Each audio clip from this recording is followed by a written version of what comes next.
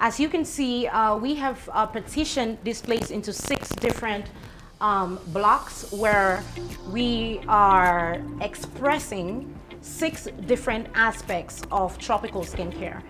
So the first one here, we have Delight Cosmeceutical Labs. So Delight Cosmeceutical Labs is where we did 7 intensive years of clinical research. So in 2010, when I relocated to Cameroon, the idea was not just to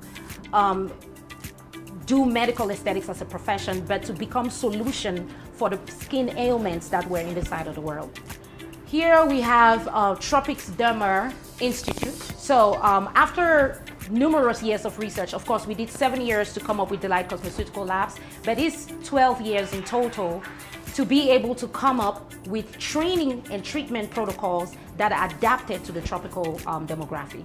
So if we're talking about something that does not exist, and we did the research to find what works and we documented all of those outcomes, in order to gain professionals that can do the same thing, we need to train them. So the Training Institute is designed for that. We train professionals who can go out on the field and literally do the medical aesthetics procedures that are adapted to the tropical regions.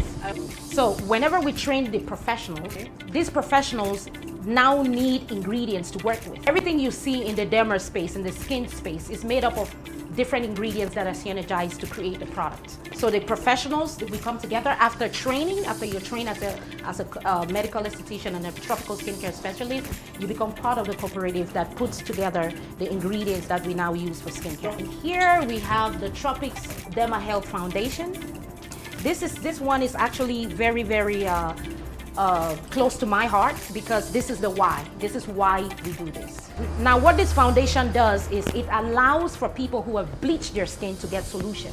I mean, there are people who have bleached their skin to the point where they can no longer go out without makeup on or covering up in some way. I mean, epidermal layers have been completely destroyed.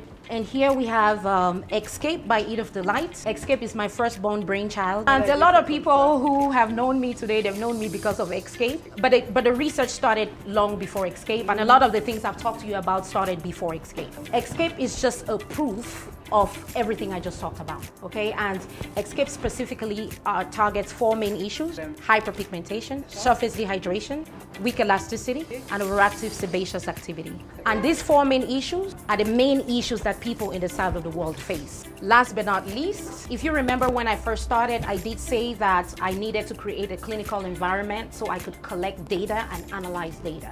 When people get excited about, oh, I only use imported products, you have to ask yourself, is it adaptable? We brought the chemical pills, for example, we brought them here, tried at different percentages until we found a percentage that makes sense. Right, so when I talk about we have the technology, it is factual and it's not a joke. What I see happening, fast forward 10 years from now, 5 years from now, we have in Cameroon the solution for tropical skincare. I see L'Oreal, Lancome, all the big cosmetic industry coming to say we want to adapt your technology to our production so we can sell to the African market. And the Ministry of Women Empowerment, their mandate is to empower women like me. So it made sense for them to be my parent ministry. So of course I approached the minister, I had conversations with her, and we are partners.